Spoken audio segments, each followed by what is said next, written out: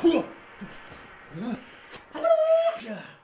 up, guys? Samurai Nerd here today. We are looking at the top 10 fighting video games of all time. Let's start the list.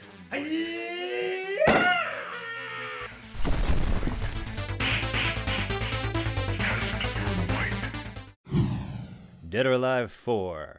A bunch of skilled martial artists come together to compete in the aptly named Dead or Alive tournament, put on by the evil DOA Tech Corporation with hidden motives, usually in the form of creating a bioweapon in the form of a humanoid. Dead or Alive 4 places heavy emphasis on quick combos, gravity-defying air juggles, and an even heavier emphasis on the female character's curves and breast animations. Not that there's anything wrong with that.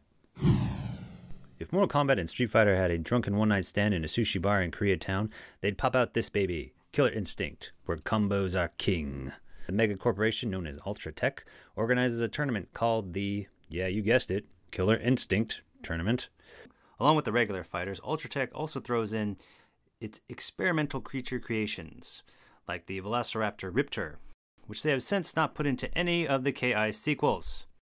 I'd start a petition of signatures to bring back the lovable dino if I wasn't so lazy. Virtua Fighter 4. A game known for having the best learning tutorial in fighting game history. The end.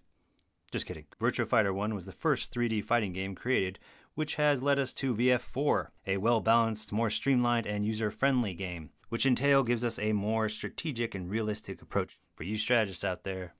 King of Fighters XIII, starring the cast of every SNK game except Street Fighter, like Fatal Fury, and a bunch of other great SNK games that we vaguely remember. For King of Fighters XIII with a sharpened combat engine, they tightened up the gameplay, giving the battles a faster pace and a beautiful visual style for awesome special and finishing moves. Virtua Fighter might have started the 3D fighting game craze, but Soulcailbur brought it to a new level, with its 8-way movement system in the battle space, and giving its fighters weapons. Yay, weapons! So of course the story revolves around a weapon, known as the Soul Edge. Fighters from all around battle each other, either to take Soul Edge, to destroy Soul Edge, to toss it in the ocean, or to use it for total world domination. You know, much like a family feud, going after an inheritance. Tekken 3 had a faster, more fluid gameplay than its predecessors, making improvements to the sidestepping system in and out of the backgrounds. But the biggest change of all was the toning down of the jump mechanic. You could no longer jump to extreme, unrealistic heights. This gave the game a more grounded, realistic feel, where you could use timing strategy to defeat opponents, making for a very satisfying victory. Guilty Gear X2, or most of the time called Guilty Gear XX, the best of the Guilty Gears series, giving you the feeling of an old-school fighting game while still keeping that new, fresh feeling at the same time. Well-balanced, fast-paced, great aerial hits, and a stellar soundtrack, and also a bunch of guys dressed like girls. Not that there's anything wrong with that, for a very fun, playful game experience. Marvel vs. Capcom 2. Talk about a game that stood the test of time. For MVC2, Capcom simplified the controls and a different, better air combat system was implemented, as well as the introduction of 3-on-3 tag battles, which has been a staple in the series ever since. Marvel vs. Capcom 2 was definitely one of the premier fighting games that ever was, and still is.